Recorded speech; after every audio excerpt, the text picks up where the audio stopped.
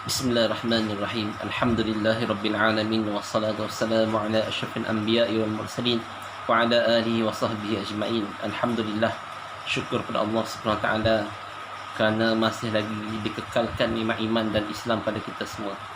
InsyaAllah pada hari ini dan kali ini, marilah sama-sama kita merenungi satu ayat yang ringkas dan pendek sahaja daripada surah Al-Ra'd, yang mana Allah Ta'ala telah berfirman, ala bizikrillahi tatma'innal qulub, yang bermaksud, ketahuilah oleh kamu bahwasanya dengan mengingati Allah itu menyebabkan jiwa dan hati kita menjadi tenang.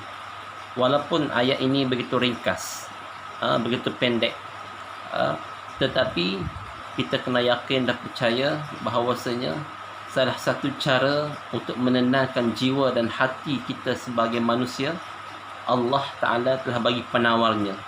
Dan penawar untuk membahagiakan hati, menenangkan hati adalah zikrullah, iaitu mengingati Allah. Dalam kita sentiasa memahami atau mendengar lafaz-lafaz zikrullah yang diungkapkan oleh para asatizah, diungkapkan oleh ulama-ulama, diungkapkan oleh para iman, para ustaz-ustaz ataupun penceramah-penceramah. Mengertikah kita apakah maksud zikrullah yang sebenar? Zikrullah ini adalah maksudnya mengingati Allah. Dan mengingati Allah ini bukan saja dengan lafaz subhanallah, alhamdulillah, wala ilaha illallah, Allahu akbar. Itu adalah salah satu daripada cara untuk kita mengingati Allah Ta'ala dengan lisan kita. Yang seterusnya, cara kita mengingati Allah juga adalah dengan menghadirkan hati kita kepada Allah Subhanahu Wa Taala. Zikir dengan cara mengingati Allah dengan hati. Ingat ni bukan dengan lidah sahaja, tapi ingat juga dengan hati, dengan fikiran, dengan jiwa. Apabila kita meresapi jiwa kita dengan Allah Ta'ala, dengan sentiasa mengingati Allah, maka itu juga salah satu daripada unsur-unsur item zikrullah. Yang seterusnya, selain daripada lisan, selain daripada hati, tanda-tanda orang yang mengingati Allah itu adalah yang dia melaksanakan segala arahan Allah dengan segala anggota jawarih dia, mengingati Allah. Apabila nak melakukan maksiat, maka dia akan ingat pada Allah. Tangan apabila nak mencuri, tak mampu untuk mencuri, sebab apa? Dia akan ingat bahawasanya aku sekarang adalah dalam keadaan zikrullah. Apa zikrullah? Zikir ataupun ingat Allah dalam keadaan tidak melakukan maksiat kepada Allah Subhanahu Wa Taala. Itulah yang paling penting dalam kita mengingati Allah. Sebab apa? Banyak ayat-ayat Al-Quran, banyak hadis Nabi SAW menyeru kita supaya sentiasa mengingati Allah. Kerana mengingati Allah ini adalah satu ubat, satu solusi untuk menyelesaikan segala masalah manusia. Selagi mana kita tidak mengingati Allah, maka selagi itulah masalah hidup kita, masalah dunia kita, bahkan masalah akhirat kita tidak akan selesai. Dan masalah jiwa kita pun tidak akan selesai.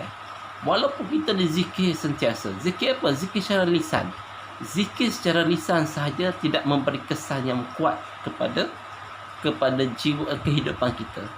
Kita kena zikir secara hati. Ingat dalam hati pada Allah Ta'ala. Ingat pada anggota kita.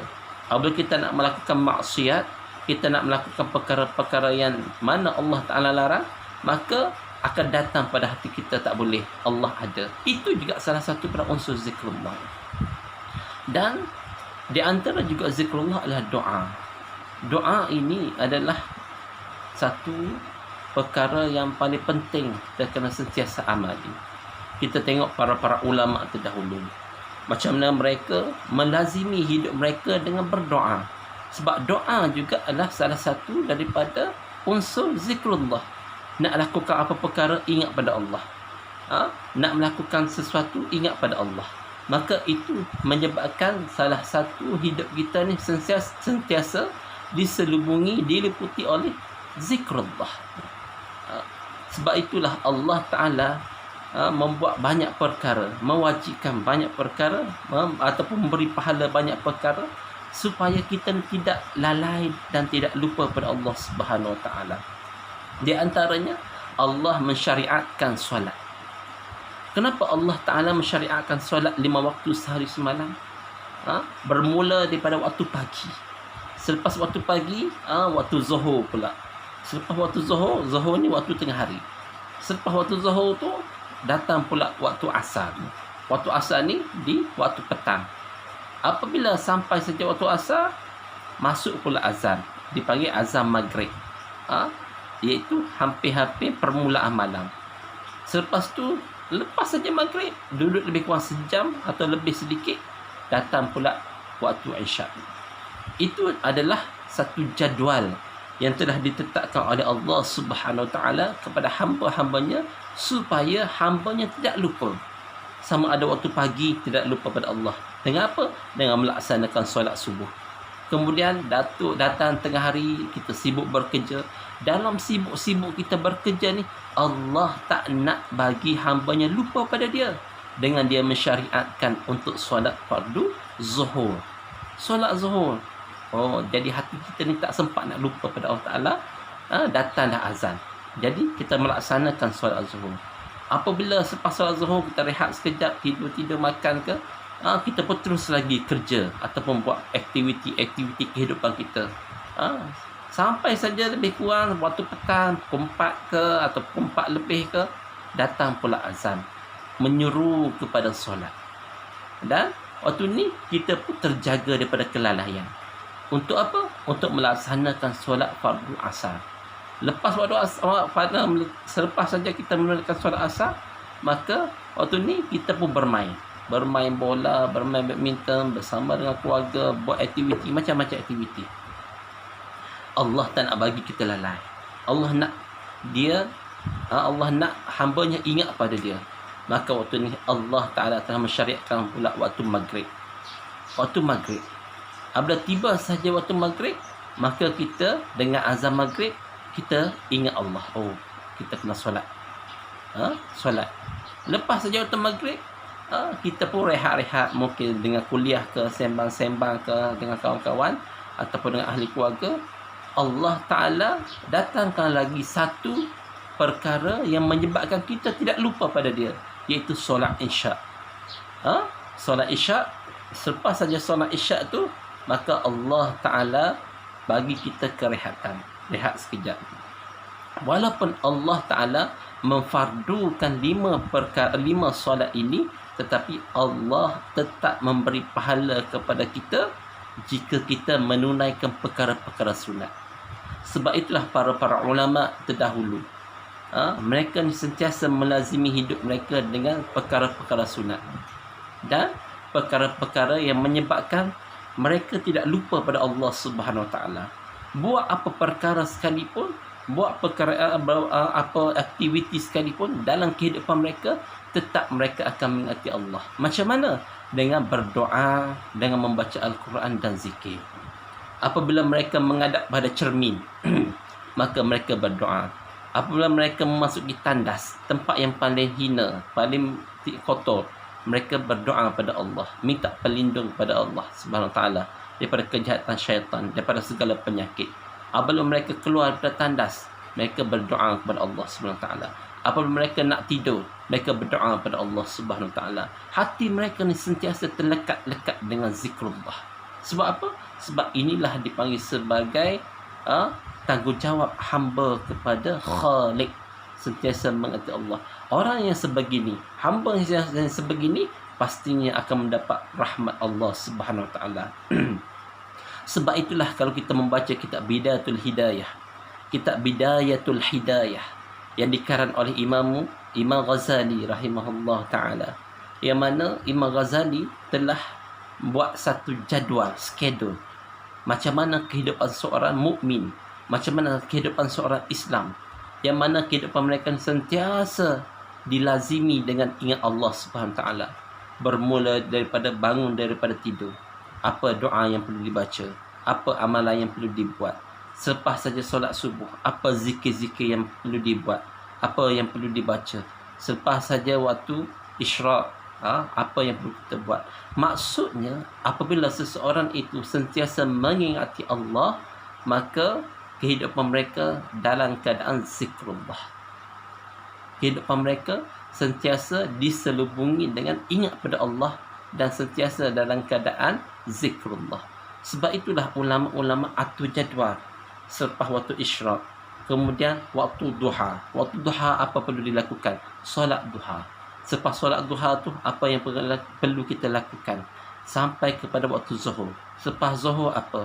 Apakah adab-adab yang kita perlu lakukan dalam kehidupan seharian kita? Semua ini telah diajar oleh para ulama, diajar oleh Nabi, diajar oleh Allah Azza wa Jalla.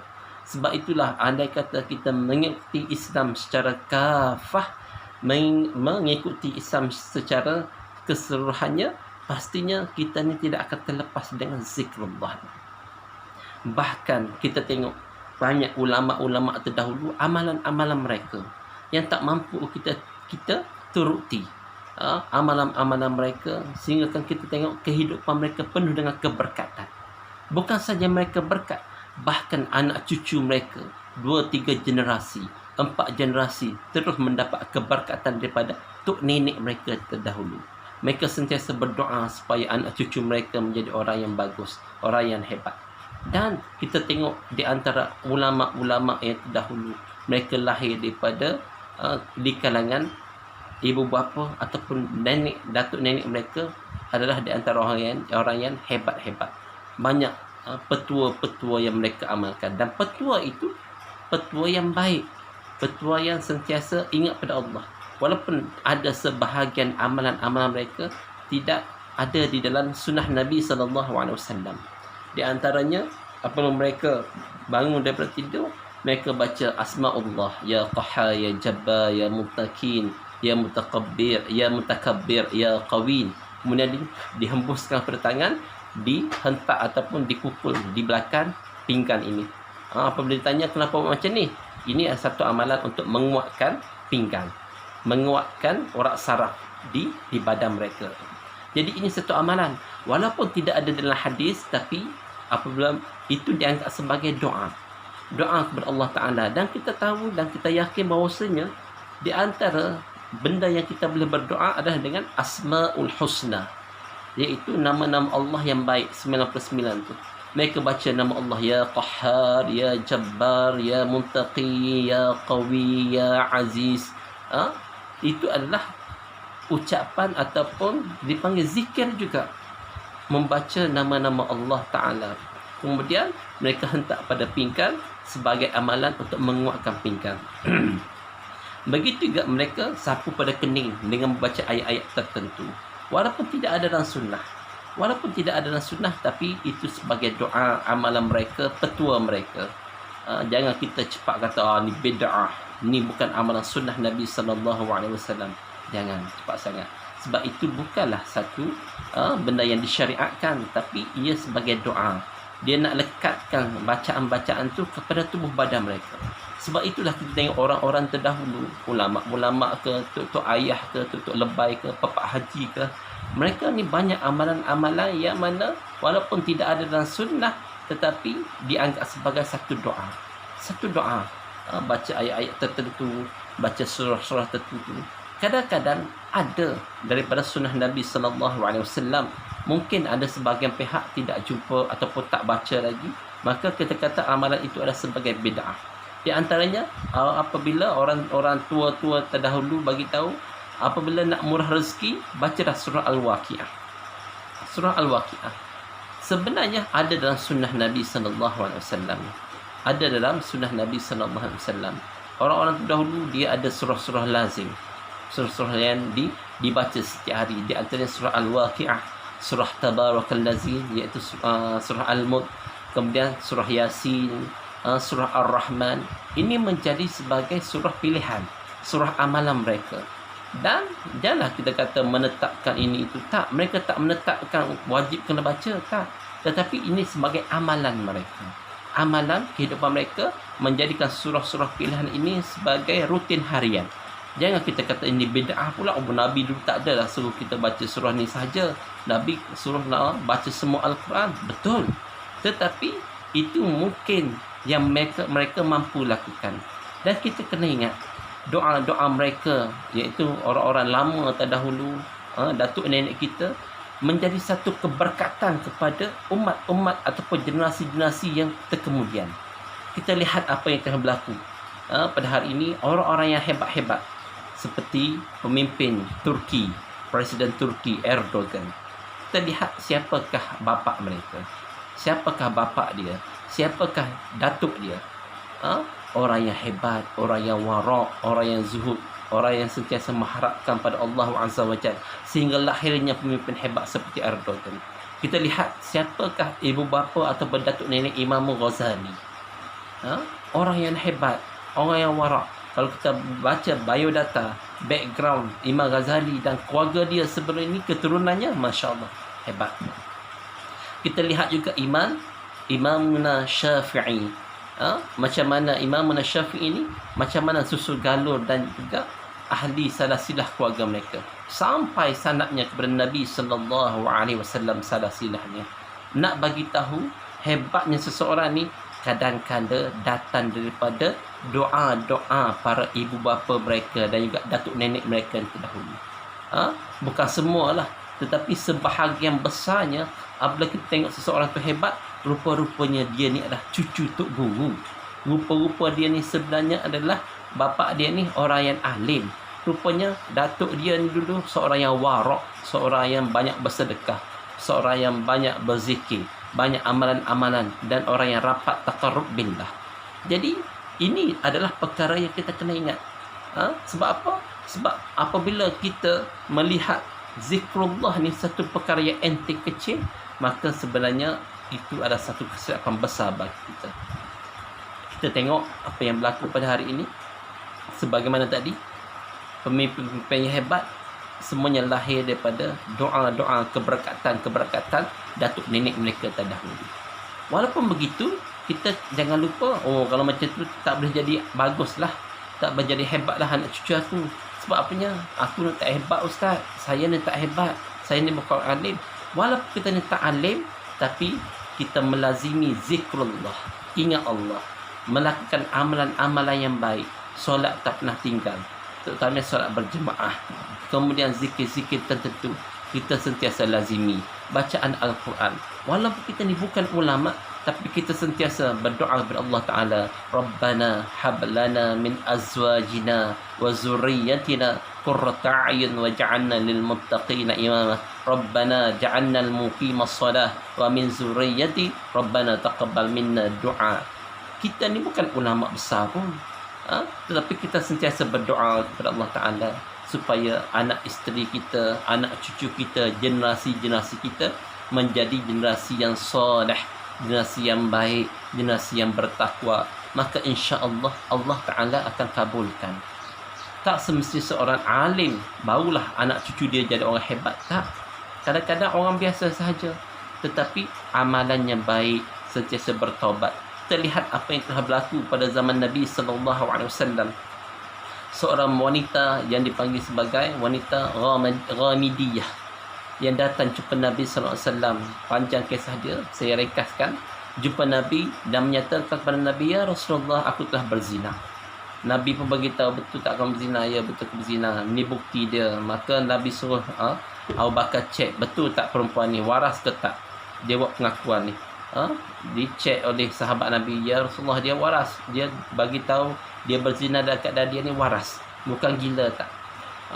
Kemudian selepas tu Nabi SAW suruh dia pulang. Pulang tu melahirkan anak dan sebagainya lah, sampailah dia dihukum rejam sampai mati. Ini perempuan Ghamidiyah, keturunan Ghamidi, suku Ghamidi. Walaupun begitu, dia ni penzina, tetapi dia ni ada niat untuk bertaubat dan menyucikan diri, pergi jumpa Nabi SAW, beri pengakuan, ikrar bahawasanya aku ni telah berzina dan aku mahu dihukum cara hukuman Islam. Maka ketika ini Nabi pun menghukum dia, dan sebahagian sahabatnya, tak tahulah sama ada Umar ke siapa, ambil batu lempar, rejam dia sambil berkata, laknat atau hina pada perempuan itu, maka Rasulullah sallallahu alaihi wasallam marah kata jangan hina dia, jangan bagi tahu dia ni perempuan pelacur, perempuan jalan, jangan. Sebab apa? Sebab dia ni adalah hamba Allah yang nak menyucikan diri, nak menyucikan dosa dia, nak bertaubat kepada Allah Subhanahu taala. Daripada itulah keturunan dia menjadi mulia. Sampai hari ini kita tengok perempuan Ghamidiyah tadi asalnya seorang penzina yang bertaubat kepada Allah SWT, dihukum oleh Rasulullah SAW melalui hukuman rejam. Sampai hari ini kita tengok generasinya hebat. Di antara adalah Sa'id Al-Ghamidi. Siapa tak kenal siapa Sa'id Al-Ghamidi? Itu adalah suku kaum daripada perempuan Al-Ghamidiyah. Sa'id Al-Ghamidi adalah imam di Masjidil Haram yang bacaannya Masya Allah hebat. Ramai di kalangan qurra, di kalangan qori meniru suara ataupun bacaan alunan murattal yang dibaca oleh Sa'id Al-Ghamidi. Siapakah Al-Ghamidi ini? Sa'id Al-Ghamidi ini dia adalah keturunan daripada Al-Ghamidiyah. Itu hebatnya. Orang-orang terdahulu, doa-doa mereka, keturunan mereka mengalir generasi kepada generasi, jil ilal jil, generasi kepada generasi mendapat keberkatan. Sebab itulah kita rasa aku ni alim, aku ni hebat. Kadang-kadang bukan sebab kita ni alim. Sebab apa? Kadang-kadang sebab keberkatan daripada doa-doa nenek moyang kita terdahulu yang sentiasa bermunajat waktu malam kepada Allah Ta'ala. Ya Allah, jadikanlah anak aku, zuriat-zuriat aku, generasi-generasi aku, keturunan aku orang yang bagus, orang yang baik, orang yang soleh, orang yang berguna untuk umat. Itu di antara yang kita jangan lupa. Sebab itulah kita kena sentiasa berdoa dan juga memohon keampunan.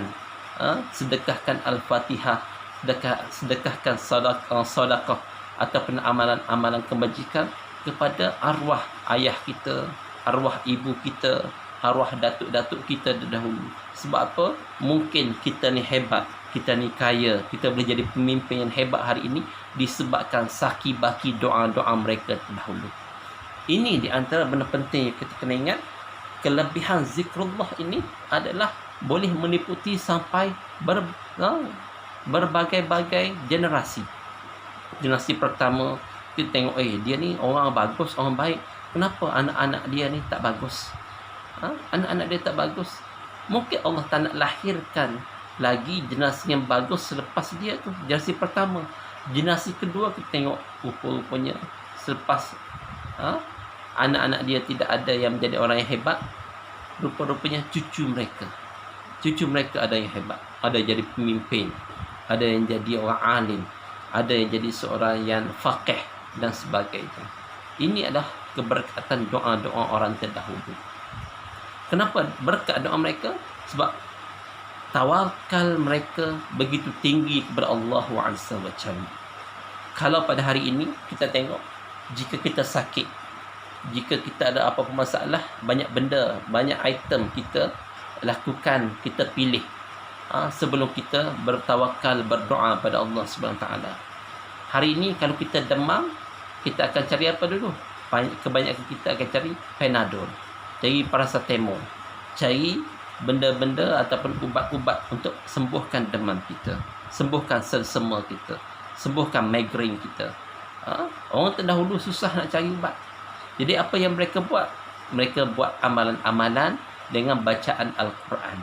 Mereka baca, ambil air, mereka baca Al-Fatihah, mereka baca Ayatul Kursi, mereka baca 3 Qul, mereka baca zikrullah, mereka baca salawat kepada Nabi sallallahu alaihi wasallam. Mereka dengan niat keberkatan selawat, keberkatan baca Al-Quran, keberkatan baca Al-Fatihah itu menyebabkan sembuhnya penyakit. Mereka pun minum air tanpa ada Panadol sekalipun. Adakah makan Panadol itu salah? Tak salah. Tetapi orang-orang dahulu susah nak dapat Panadol. Mereka menggunakan kaedah ruqyah ataupun kaedah zikrullah.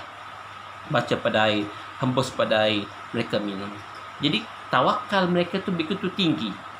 Kalau hari ini kita tawakal kita mungkin dengan ubat, ataupun bukan kita kata makan ubat tu salah, tak salah. Bahkan itu satu kasbi, satu usaha yang baik untuk sembuhkan penyakit. Begitu juga vaksin dan sebagainya. Benda tu benda yang baik untuk kita elak daripada segala penyakit dan sebagainya. Tetapi orang-orang terdahulu tidak ada.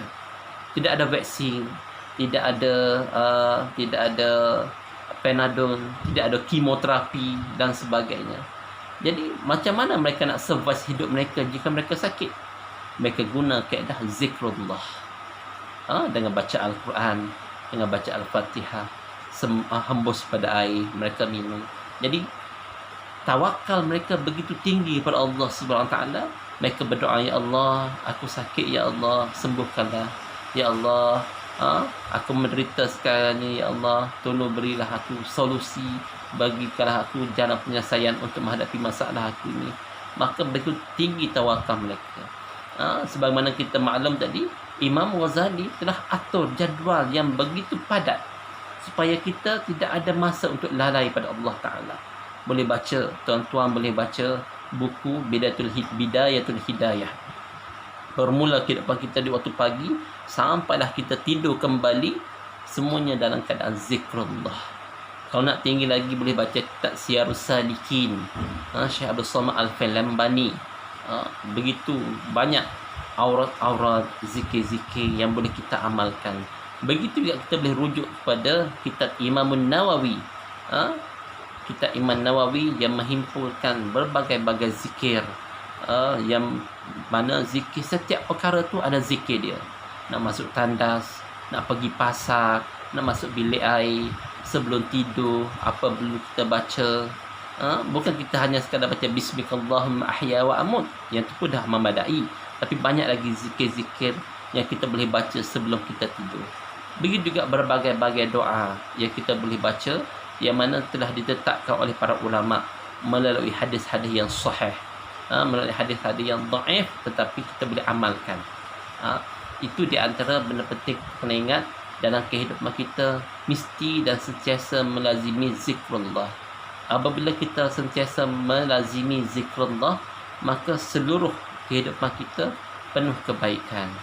Penuh kebaikan, bahkan bukan saja kehidupan kita, dia akan meresapi, menyebabkan seluruh generasi-generasi kita jadi hebat, jadi bagus dan jadi baik.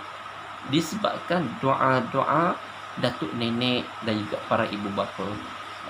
Itu di antara benda yang kita perlu ingati pada hari ini, iaitu kita bincangkan pada hari ini mengenai zikrullah.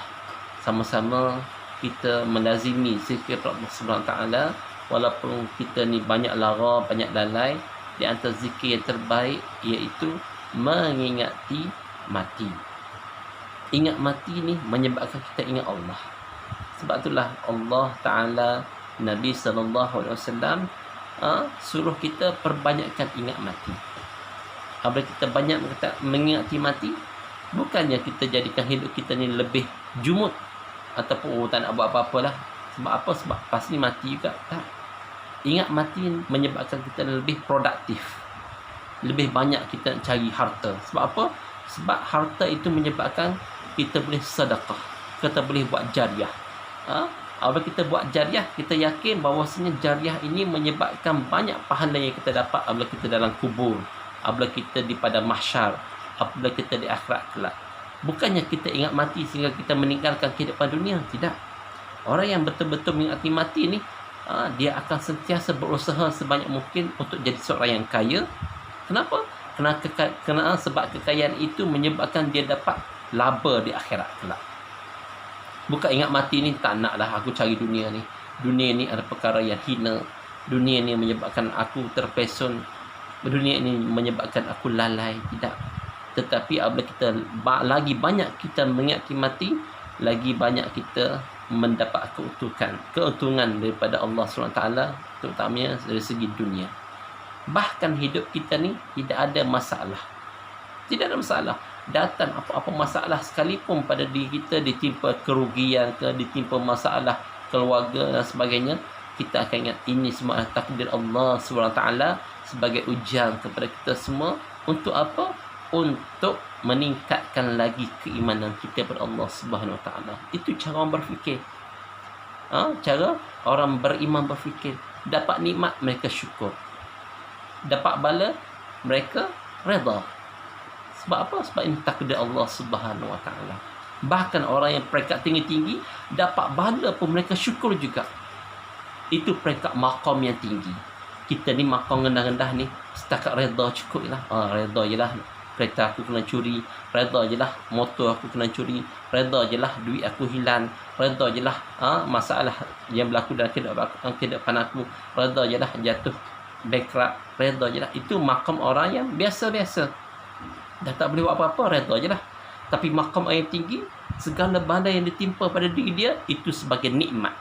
Alhamdulillah, Allah Ta'ala uji aku dengan sakit. Alhamdulillah, Allah Ta'ala uji aku dengan masalah ini. Untuk apa? Untuk tingkatkan keimanan aku, pengharapan aku, dan juga untuk tingkatkan iman aku. Jadi itu maqam orang yang tinggi. Kalau kita sampai tahap maqam sebegitu, hebatlah kita. Hebat sangat-sangatlah. Kalau tak, jadi maqam redha pun okey dah lah. Redha, Alhamdulillah. Atau bukan Alhamdulillah, tak apalah, tak ada masalah lah. Mungkin Allah Ta'ala nak ganti yang lain lagi. Itu maqam redha. Maqam redha. Tapi kalau maqam syukur ni, Masya Allah, dapat bala pun syukur, dapat seksa pun syukur, dapat ujian pun syukur.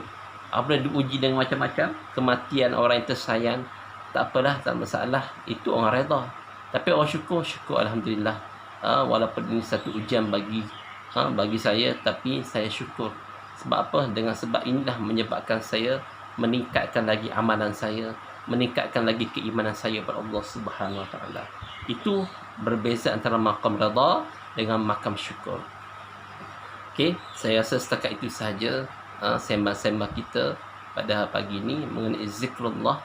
Semoga ada manfaatnya kepada kita semua dan juga kepada diri saya sendiri. Wabillahi taufiq wal hidayah. Wassalamualaikum warahmatullahi wabarakatuh.